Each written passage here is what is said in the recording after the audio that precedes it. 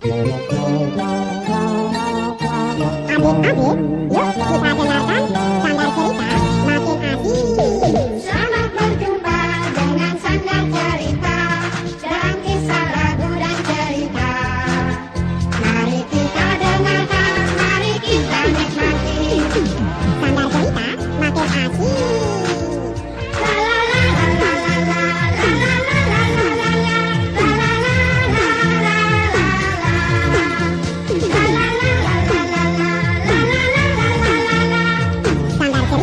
Makin Asik.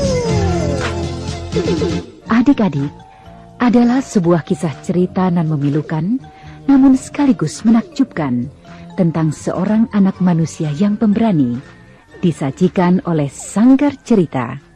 Judulnya, Si Bujang dan Peniti Emas. Anda masih bersama channel YouTube Satria Collection. Jangan lupa like dan subscribe.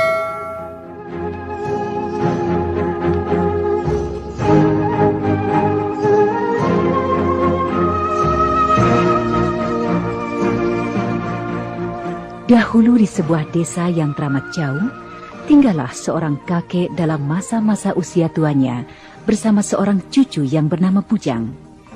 Bujang sang cucu adalah anak yatim piatu. Bujang dan kakeknya hidup di salah satu pojok desa yang tidak sedemikian baik lingkungan sosialnya. Ada penduduknya yang suka memeras, gemar mabuk karena minum tuak dan arak, dan ada juga penggarong. Ya, itulah desa tempat tinggalmu. Iya, Kek. Bapakmu yang dikubur di situ adalah salah seorang korbannya. Dulu bapakmu adalah seorang penjual kayu bakar. Hampir setiap hari keluar masuk hutan mencari kayu. Suatu ketika, saat kau masih bayi, setelah bapakmu mengantarkan beberapa pikul kayu bakar pada pembelinya, beberapa hari ia tidak pulang-pulang. Akhirnya ditemukan oleh penggembala sudah meninggal dunia. Iya, Kek. Iya. Sepertinya bapakmu dikeroyok orang dan terlambat mendapat pertolongan. Uang hasil penjualan kayu bakar lenyap. Ada bekas luka dan pentungan di sebagian badannya. Dan emak meninggal karena sakit ya, Kek? Iya. Ya, begitulah. Dan inilah satu-satunya untukmu yang dititipkannya pada kakek. Hah? Apa ini, Kek? Ini peniti emas. Hah? Peniti emas? Kenapa Ya. tidak kakek simpan saja, Kek? Oh, tidak, Bujang. Itu peniti emasmu. Kalau kakekmu tiba-tiba meninggal karena usia tua, kalau tetap kau simpan, bisa-bisa kau tidak tahu bahwa itu adalah peninggalan emakmu. Ini barang mahal, Kek. Bujang tidak berani menyimpannya. Oh, tidak. Tidak mahal. Hanya beberapa kepeng. Cuma bisa kau pakai bekal hidup untuk beberapa minggu saja. Lalu, Kek? Yang paling mahal adalah budi baik dan kejujuranmu.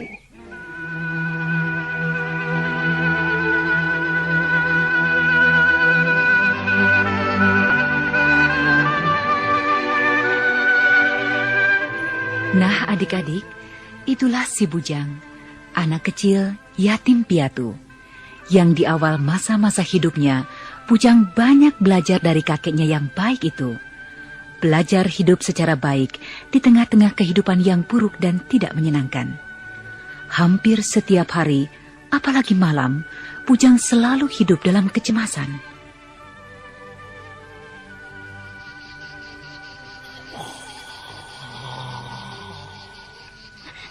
Kek, Kakek. Kakek. Ada apa, cucuku? Kedengarannya dari tadi ada orang yang mengitari gubuk kita, Kek.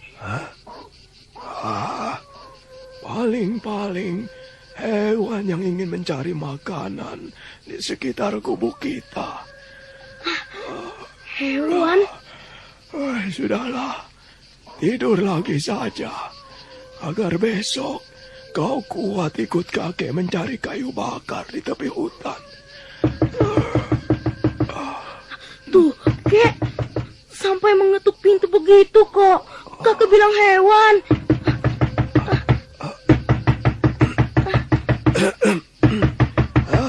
Siapa itu ya?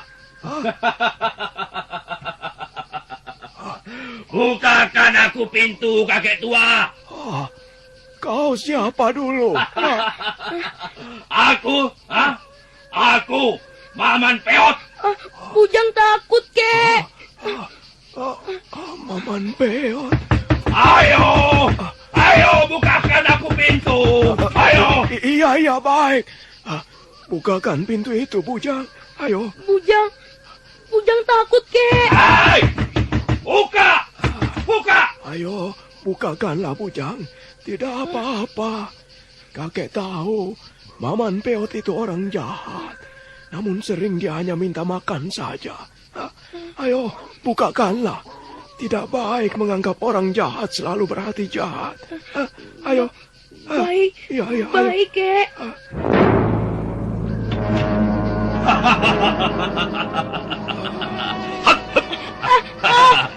Kutangkap kau. Tidak, jangan, Pak. Jangan. Tidak usah bergerak. Nanti bisa kugeliti kau. Kakek. Orang muda, lepaskanlah anak itu. Dia belum tahu apa-apa. Kakek tua. Iya. Tolong sembunyikan peniti emas Bujang, Kek. Aduh, Bujang. Shh, diam. Peniti emas. Oh, selain ada makanan, rupanya di dalam gubuk reot ini ada emasnya ya. Hebat. Tidak ada. Lepaskan aku, Pak. Lepaskan. Tidak. Kakek tua. Iya. Mana emas itu? Kami tidak punya apa-apa. Bohong. Kek, tolong, Kek. Betul. Kami tidak punya apa-apa selain nasi untuk besok dan sedikit garam. Umang Golok dan kawan-kawan, geledah gubuk ini. Kek.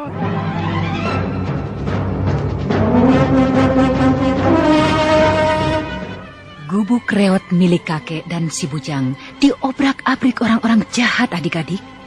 Itu karena salah seorang dari antara mereka kebetulan mendengar ada peniti emas yang dicemaskan Bujang. Lalu, apa yang kemudian terjadi?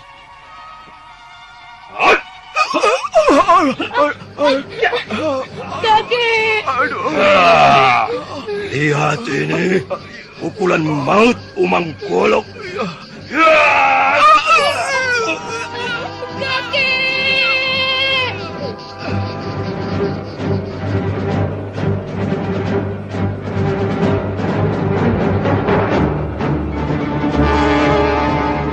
Kakek yang sudah tua dan lemah itu kian tak mampu menghadapi Maman Peot dan Umang Golok serta para kawanan penyamun itu. Dan kakek pun meninggal dalam kejadian ini. Kakek.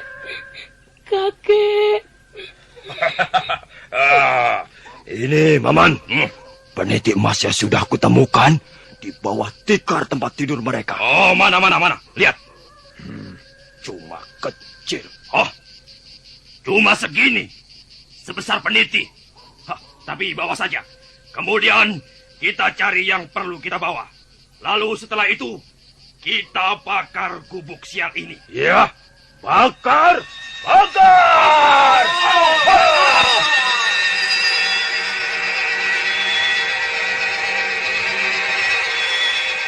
Gubuk sederhana, satu-satunya tempat berteduh si bujang setelah kakeknya meninggal, dibakar hangus hingga rata dengan tanah oleh orang-orang jahat itu.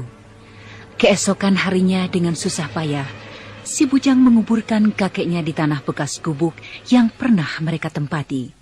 Kemudian adik-adik, di hari-hari, minggu-minggu, dan bulan-bulan berikutnya, di mana si bujang tidur dan berteduh? Bapak, Mak, dan kakekku, bebaskanlah bujang dari rasa takut.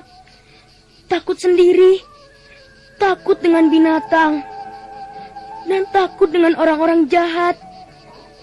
Karena bujang hanya akan tetap duduk bersila di atas tanah bekas gubuk yang sudah rata dihancurkan orang. Bujang akan tetap duduk bersila ke arah barat, ke arah mana matahari terbenam dan tidur dengan tentramnya. Semoga matahari yang tentram dan nyaman itu pun melindungi bujang dari segala godaan. Lindungilah bujang yang sekarang tidak punya apa-apa, kecuali budi baik dan kejujuran.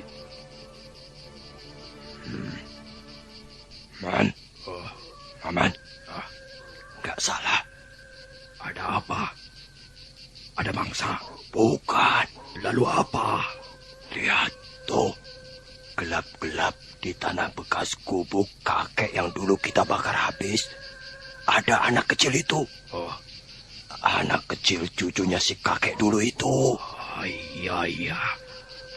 Apa nggak salah? Anak sekecil itu tahan duduk bersila begitu. Siapa tahu, Man.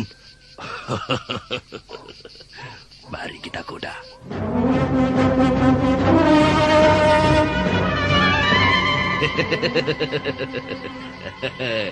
Dek, apa tidak lapar, Dek? Aduh, banyak nyamuk tuh. Nyamuknya besar-besar. Paman, kalau pahamu dipukul, kau tetap tenang saja. Bisa-bisa nanti kau kugelitik, ya? Paman.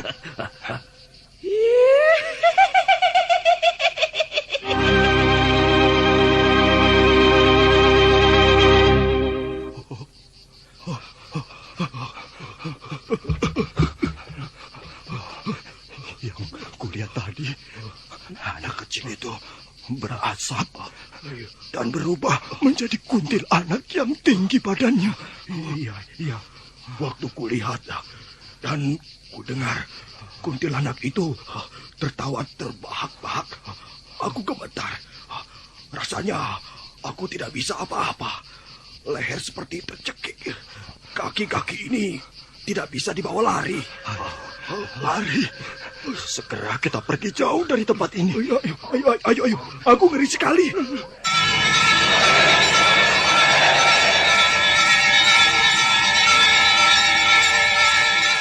Dan apa kemudian yang terjadi pada diri si bujang? Di suatu pagi buta sekali, setelah sekian hari dan sekian malam duduk bersila bagai pertapa di bekas tanah gubuknya.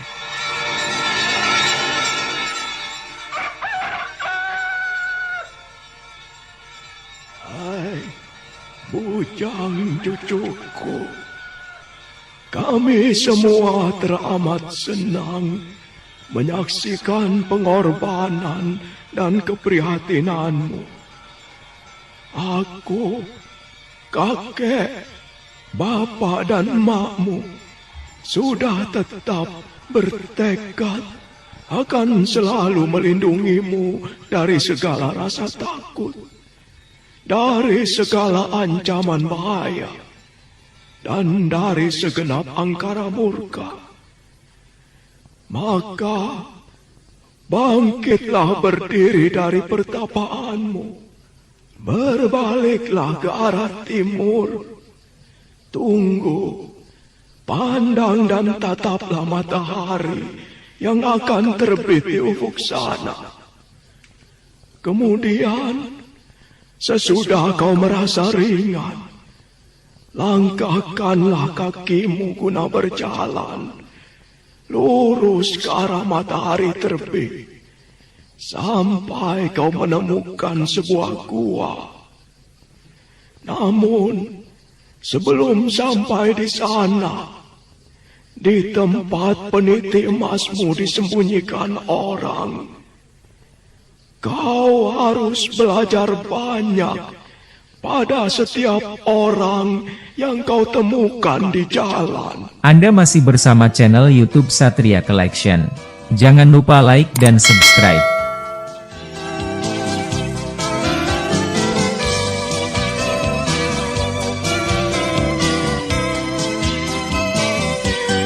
Anak malam, itulah si bujang tak beremak, bapak pun tiada, adalah kakek saksi hidupnya. Peniti emas dari emaknya, buat si bujang anak tersayang. Datang penyambung merampas hartanya. Oh bujang sayang, anak nan malang, kakek meninggal, peniti emas hilang, bujang merana jadi pertapa untuk menghilangkan duka nestapa.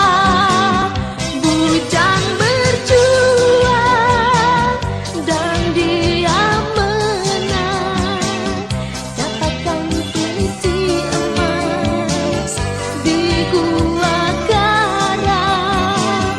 Bujang sederhana dan bersahaja, kalahkan segala angkara murka. Adik-adik, di tepian hutan pada sebuah padang rumput yang sedemikian luas dan tidak subur, si bujang memulai perjalanannya menyusuri asal arah matahari terbit. Begitu luas rupanya padang rumput yang tidak subur ini. Matahari makin tambah panas menyengat bumi. Di sana tadi tidak tampak adanya sumber air. Apalagi di sini. Dari sana tadi, bahkan sampai ke situ nanti, tidak kelihatan ada sungai yang mengalir. Wah, bagaimana aku bisa mendapatkan air? Aduh, aku haus sekali. Aku benar-benar haus sekali. Tempat berteduh pun amat jauh. Aku sungguh-sungguh haus sekali. Leher dan kerongkonganku terasa amat kering. Bisa-bisa aku tidak tahan jika perjalanan ini masih jauh sekali.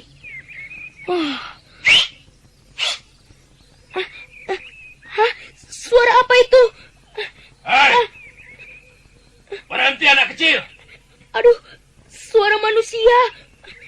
Berhenti dulu, berhenti. Wah, suara orang itu. Maman Peot. Aduh, orang yang mengeroyok kakek kemari. Kek, bujang takut sekali, Kek. Jangan takut, anakku. Kau harus menghadapinya dengan tenang, tanpa berbicara sepatah kata pun. Hei! Mau kemana kau? Hei! Berhenti ku bilang! Hei! Kau mau kemana? Kau mau kemana, Ingusana? Kau akan pergi dan melangkahkan kaki tanpa tujuan. Anak ingusan yang bodoh sekali kalau begitu. Aneh. Kau dulu pernah meronta dan menangis. Sekarang kau tak mau menjawab tegur sapaku. Kau punya mulut kan? Kalau kau merasa punya mulut, dan bila ku sapa kau tidak menjawabnya, ini berarti menghina.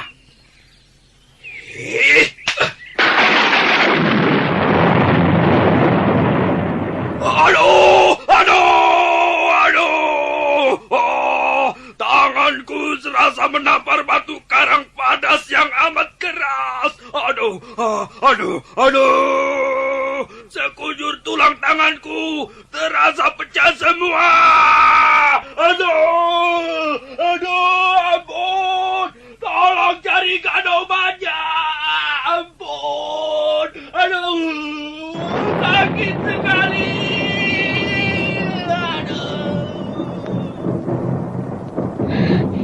Aneh, kenapa Pak Maman Peot menamparku dan kemudian terasa sakit lalu pergi.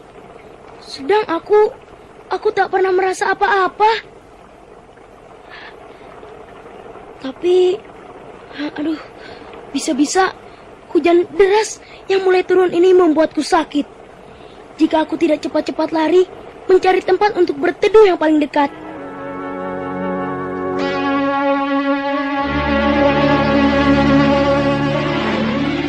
Begitulah adik-adik, cobaan pertama bagi si bujang, berjalan di padang gersang tanpa makan apalagi minum, hampir-hampir mematahkan semangat si bujang.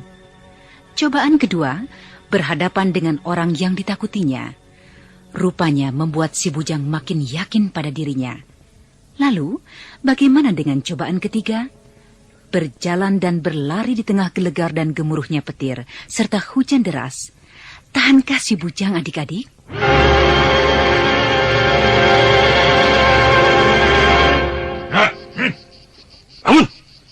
Bangun! Anak ingusan dari mana kamu? Kok bisa sampai kemari? Di daerah gua persembunyian penyamun. Bapak sendiri siapa? Malah bertanya. Kalau kau mau tahu, akulah Umang Golok, guru para perampok dan suka makan orang. Kau mendengarnya saja sudah takut, bukan? Maka biar tengah malam begini, lebih baik kau segera pergi sebelum ku telan mentah-mentah. Tidak, Bujang tidak mau pergi. Melawan ya? Malah, Bujang ingin masuk ke dalam gua sarang penyamun yang Bapak bilang itu. Di tempat yang agak terang itu kan pintu guanya? Berhenti dulu. Sebelum sampai ke sana, kau harus menumbangkan aku terlebih dulu, anak ingusan. Tangan Pak Maman Peot bisa hancur tanpa kulawan. Masa Pak Umang Golok tak bisa kukalahkan? Menghina sekali kamu ya. Nih, terimalah pukulan mautku.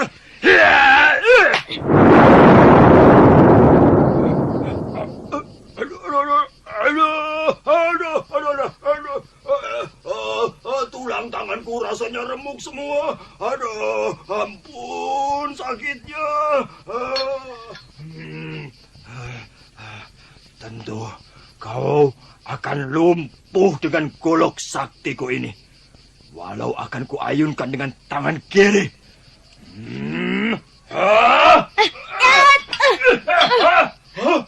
Golokku patah.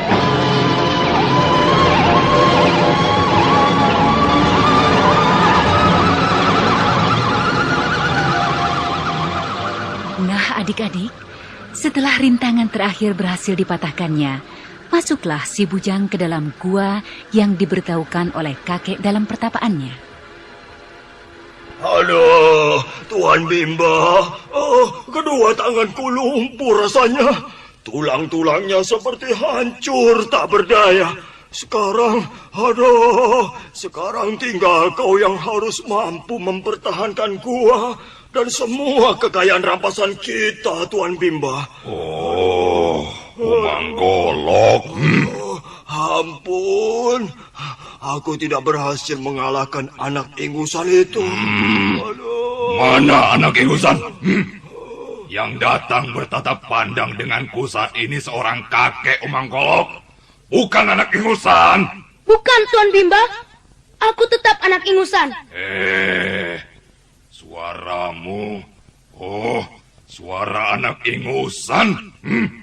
Memang, tapi yang kulihat lain. Sosok tubuh kakek tua yang siap dengan kuda-kuda jurus silatnya. Lawanlah Tuan Bimba. Hati-hati dan kerahkan semua ilmumu.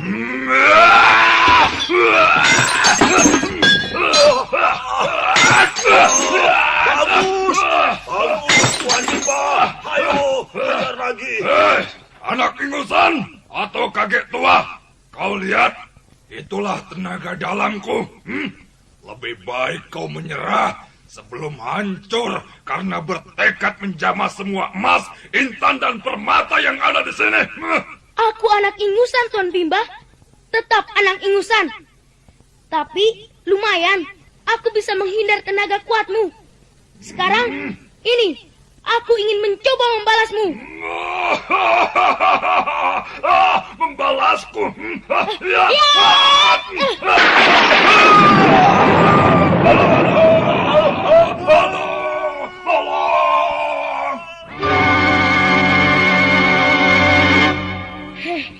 Kok bisa?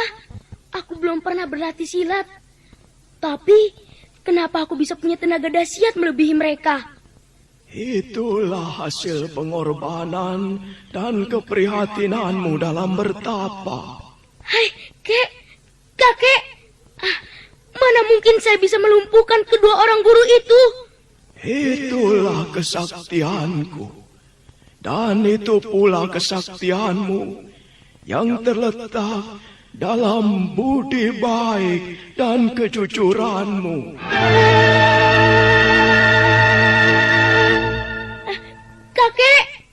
Kakek di mana? Lihatlah di sana. Anda masih bersama channel YouTube Satria Collection. Jangan lupa like dan subscribe.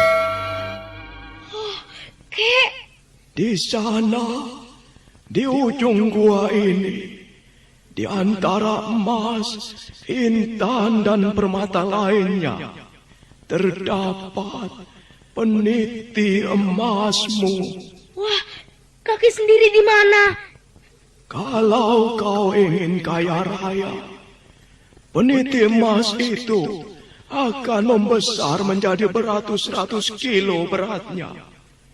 Kalau kau ingin sakti, peniti emas itu harus selalu kau pakai dan tersemat di dalam pakaian lusuhmu. Tidak semua. Tapi, kakek.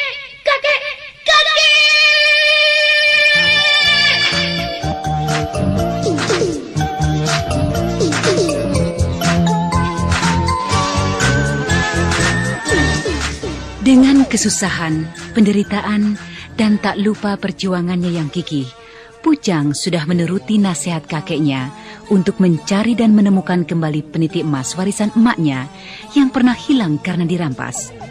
Memang adik-adik, rupanya suatu hasil baik hanya akan tercapai bila dicapai dengan pengorbanan, keprihatinan, dan perjuangan yang gigih. Walau begitu, sederhana, jujur, dan lugu setelah mendapatkannya, Pujang tetap memilih tidak mau kehilangan kakeknya. Nah, begitulah kisah si Bujang dan peniti emasnya. Adik-adik, sampai jumpa dalam kisah cerita lainnya. Selamat berpisah dengan sanggar cerita dalam kisah lagu dan cerita. Kita bersua di lain kesempatan. Sampai jumpa lagi. Adik-adik, jangan lupa sanggar cerita makin asik.